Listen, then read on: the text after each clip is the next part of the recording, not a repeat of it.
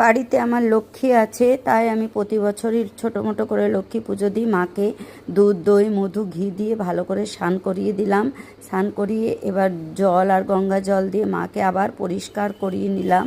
পরিষ্কার করিয়ে এবার কাপড়টা পরাবো। কাপড়টা পরাতে দেখাতে পারলাম না, সরি বন্ধুরা। তোমরা কি সুন্দর লাগছিল মাকে যখন শাড়ি পরিয়েছিলাম, খুবই সুন্দর লাগছিল, বাট আমি ভিডিওটা তুলতে পারলাম না।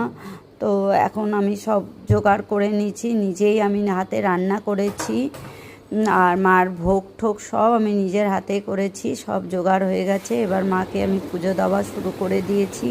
পাঁচালি ঠাচালি পরবো আর ভোগও মার সামনে রেডি। তোমরা সবাই কেমন পুজো করেছো একটু কমেন্ট করে জানাবে, আর আমার পুজোটা কেমন লাগলো একটু অবশ্যই কমেন্ট করে জানাবে তোমরা। আর মার পুজো বলে কথা বলো, খুব এক্সাইটেড থাকে, বছরে একবার মা লক্ষ্মী আসে, সবার যেন মঙ্গল কামনা করুক মা।